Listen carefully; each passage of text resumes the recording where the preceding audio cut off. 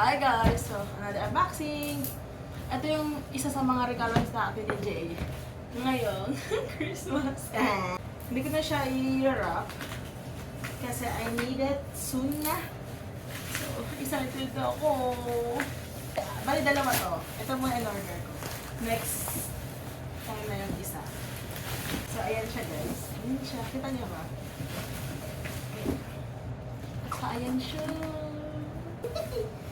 Kasi gusto ko ma-feel lahat at wala nakikitang kababalaghan nito sa bahay. Last time, yung binigay sa akin ni Jay is yung kitchen organizer ko doon. Siya ngayon. Late ko na na-order nga yun eh. Tada! Hindi lang to, syempre. Excited na ako. I-assemble siya. So, ito, magiging shoe rack namin to guys. So, tingnan naman natin kung may mga basag-basag. Kung last time, in-order ko yung isang shelf namin, yung pantry namin ngayon, doon ko rin siya in-order. Kasi, di-deliver na lang, walang problema. So, trusted naman sila. Magnet lang, oo. Pero yung, hindi ka ng isa, di ba? Yung may bakit talaga yun. So, bubuuin natin siya, guys. Papakita ko na sa inyo yung kunting clip niya, paano siya buuin. Kasi wala naman yung storage ko. Full na siya. Hindi pa ako nakapag-edit. Ayan. Yung mga kailangan natin.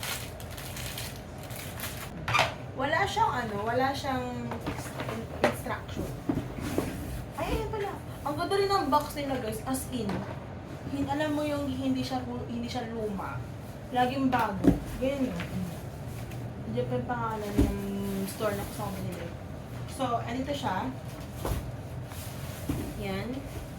So, titignan ko muna kung paano ko siya bubuuin. And then, papakita ko sa inyo kung pagtapos na. Kasi pag medyo marami tayong oras na gagamitin. Assemble. So, kailangan ito pinakamalaki niya.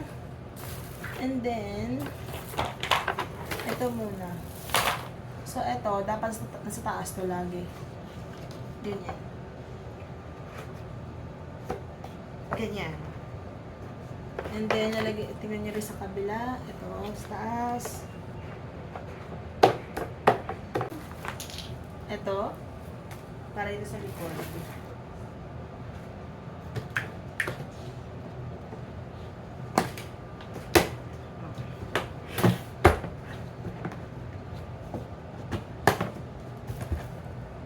And then, ito guys, may dalawang maliit. Yan. So, ito, ilalagay siya dito, sa dulo. Pakita ko. Hindi ko naman makita yun. May square dito. Yan. Diyan siya ilalagay. Yan. Hindi naman talagang mahirap i-assemble yung box. Yung cover niya. Ito, meron siya, diba yung sinasabi ko sa inyo ko din ito. Doon yung papasok itong cover. Sige, ganun nyo lang. Connect to connect lang to guys. Ganyan. Ayan. Kurang niya is ganito.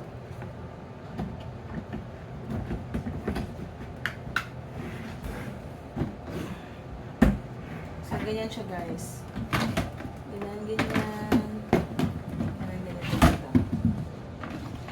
So, okay na siya. So, bubuin ko lang. Then, papakita ko sa inyo kung ano na itsura niya.